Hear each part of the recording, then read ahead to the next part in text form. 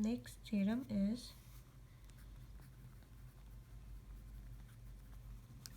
a number n that is equals to ak minus 1 up to so on a2 a1 a naught in base 10 is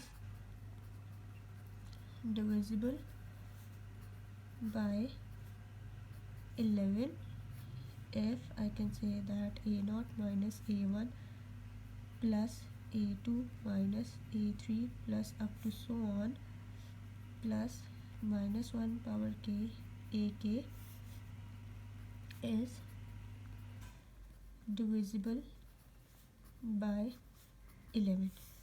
ठीक है, अब इस चीज़ को हमने prove करना है कि एक नंबर जो है in base 10 is divisible by 11 if अगर मेरे पास ये चीज़ जो है ये भी डिविजिबल बाय 11 है या नहीं है।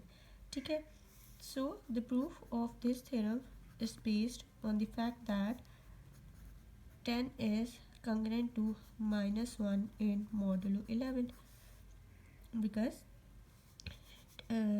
I can say that 10 plus 1 that is equals to 11, so I can write it as 10 that is congruent to minus 1 in modulo 11। ठीक है, अब एक एग्जांपल के थ्रू मैं इसको प्रूफ कर लेती हूँ कि लाइक मैं कोई सा भी नंबर लेती हूँ 3955307।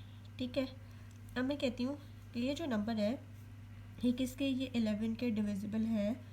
किस तरह से है, बिकॉज अब ये जो सीक्वेंस है मैं इसको जिस तरह फ्रॉम लेफ़्ट टू राइट जा रहा है तो फ्रॉम मैं राइट टू लेफ़्ट ले लेती हूँ, तो वो क्या 7 और यहाँ पे अल्टरनेट साइंस यूज़ कर रही हूँ। ठीक है, 7 minus 0 plus 3 minus 5 plus 9 and minus 3। ठीक है, तो यहाँ से 7 प्लस 3 10, 10 माइनस 5 5 आ गया, 5 plus 9 14 and 14 minus 3, so that result is 11।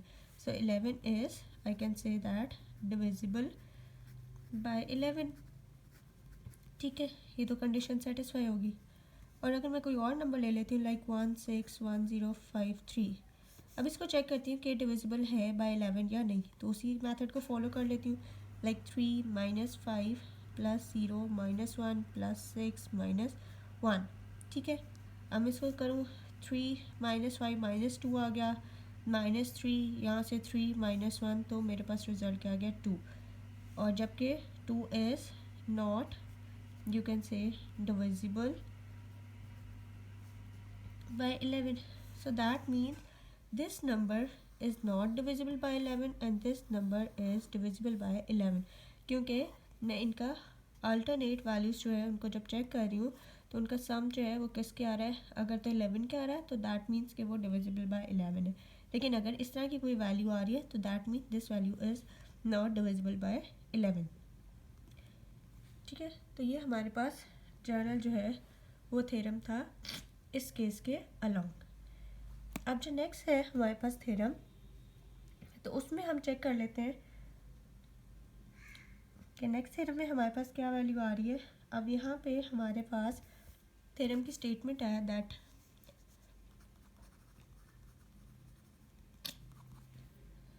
Show that N integer divisible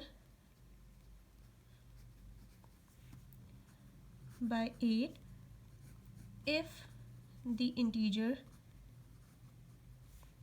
formed by the last 3 digits is divisible by 8। ठीक है, आपने क्या चीज़ से करनी है, क्या चीज़ शो करनी है, दैट एन इंटीजर के कोई सा भी इंटीजर किसके 8 के डिविजिबल होगा अगर वो integer form by the last 3 digits. ठीक है, कि अगर जो है किसी भी डिजिट के लास्ट 3 डिजिट्स जो हैं वो डिविजिबल बाय 8 होंगे तो दैट मीन्स कि वो इंटीजर भी मेरे पास क्या होगा, डिविजिबल बाय 8 होगा। तो इसके प्रूफ में सबसे पहले मैं लेट कर लेती हूँ लेट ए जो है वो मेरे पास किस तरह का है, that is equal to sum ले लेती हूँ value R N N minus one R N minus two up to so on R one and R naught in base 10। ठीक है, अब उसमें चेक कर लेती हूँ कि मेरे पास वैल्यूज़ हैं। ठीक है, ये क्या मेरे पास है, be the I can say integer. Then मेरे पास क्या केस है, ए जो है उसको मैं किस तरह से लिख सकती हूँ कि अगर मैं इसकी बेस को ओपन अप करूँ, R N 10 power N plus R N minus one 10 N minus one plus up to so on, यहाँ पे क्या आ जाएगा R two cross 10 power 2 plus R one cross 10 plus R naught. ठीक है, तो इस तरह से मैं इसको लिख सकती हूँ जर्नल अगर मैं फॉर्म में। तो जैसा कि हमें पता है कि सेंस, अब मैं 8 की बात कर रही हूँ, so in that case 1 is congruent to 1 in modulo 8, I can say that. ठीक है, अब नेक्स्ट इन बेस 10 की बात कर रही हूँ, so 10 is congruent to 2 in modulo 8। ठीक है, then 10 square is congruent to 4 in modulo 8, क्योंकि 100 मेरे पास आ जाता है, so 100 is congruent to 4 in modulo 8। ठीक है, तो दैट मीन्स कि मेरे पास अगर आप इसको चेक करो तो रिमाइंडर जो है वो मेरे पास 4 बचेगा जब मैं इसको चेक करूँगी किसके अंदर, मॉडुलो 8 के अंदर। ठीक है, तो मेरे पास ये रिज़ल्ट आ गया। आगे फर्दर जो है, जब मैंने 10 पावर 3 लिया तो दैट रिज़ल्ट क्या आ जाएगा मेरे पास, कि this result is basically equals to like this. ठीक है, कि यहाँ पे मैंने पावर जब इंक्रीज़ की 2 आ गया, इसको मैं अगेन मल्टीप्लाई करूँगी इन मॉडुलो 8, तो मेरे पास क्या रिज़ल्ट आ जाएगा,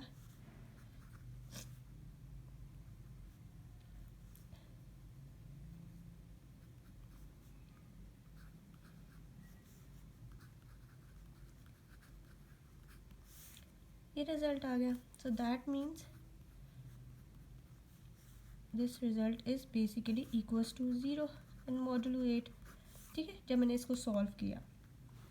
अब नेक्स्ट जो है, इसी तरह से ही मेरे पास तमाम के रिज़ल्ट जो होंगे n पावर -1 के केस में ले लूँगी, तब भी मेरे पास क्या आ जाएगा 0 इन मॉड 8। और जब मैंने 10 पावर n लिया तो वो भी कंग्रेंट टू 0 आ जाएगा इन मॉड 8। मतलब हायर वैल्यूज़ के लिए मेरे पास क्या रिज़ल्ट आ गया, that is congruent to 0 in mod 8। ठीक है, अब नाउ कर लेती हूँ मैं यहाँ पे आर एन को मल्टीप्लाई करती जाती हूँ। So R N 10n is congruent to 0 mod 8। ठीक है, जब इधर आर एन मल्टीप्लाई होगा ये टर्म 0 हो जाएगी, इससे मल्टीप्लाई करूँगी, so R N minus one 10 power R N minus one is congruent to 0 mod 8। इसी तरह से ये रिज़ल्ट क्या आ जाएगा मेरे पास, आर कैलो 3 10 power 3 is congruent to 0 in mod 8। और उसके बाद क्या है, आर टू, जब यहाँ की बात करें, so R two 10 power 2 is congruent to 4 R two mod 8। Next क्या आ जाएगा, आर वन, अब मैं इस केस की बात कर रही हूँ, 10 is congruent to 2 R one mod 8। Then क्या है, आर नॉट, इसकी जब मैं बात कर रही हूँ, is congruent to R naught in mod 8। ठीक है, तो ये मेरे पास रिज़ल्ट आ गए। अब मैं इन तमाम क्वेश्चंस को ऐड कर देती हूँ। So now adding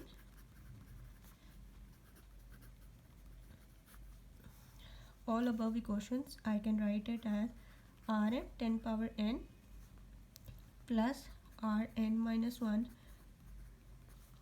plus Rn minus 2 10 n minus 2 plus up to so on Rn plus R2 plus R naught that is congruent to, मेरे पास ये सारी टर्म्स 0 थी और इसकी वैल्यू क्या थी, सॉरी ये मेरे पास क्या था, R2 था यहाँ पे, और यहाँ पे R1 था, ठीक है।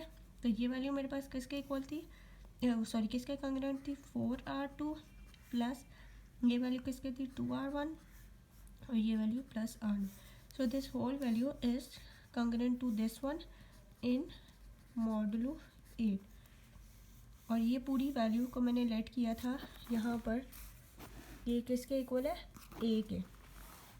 सो ए मैं इसको राइट अप करूँगी, A is congruent to 4R2 plus 2R1 plus R0 in modulo 8, ठीक है। अब क्योंकि मैं बेस 10 की बात कर रही हूँ, इसको मैं इस तरह से भी लिख सकती हूँ कि ये चीज़ किसके थी मेरे पास, कंग्रेंट जो है अगर मैं सिंपल देखूँ तो यहाँ पे वैल्यू क्या आ जाएगी, 10 square R2 plus 10 R1 plus R0 like this, कि इसकी ये बेसिकली इसके कंग्रेंट है, तो इस चीज़ की जगह मैं ये भी लिख सकती हूँ, ठीक है। अब नेक्स्ट जो है इन सबको बेस 10 में जब मैं लिखूँगी, so A is congruent to R2 R1 R0 in base 10 modulo 8, कि मैं इस टर्म को इस तरह से भी राइट अप कर सकती हूँ। सो that means hence 8 divides A if 8 divides R2 R1 R0 in base 10, ठीक है। कि मेरे पास क्या है, 8 जो है वो किसको, A को भी डिवाइड करेगा, अगर मेरे पास 8 जो है वो इन सबको डिवाइड करेगा।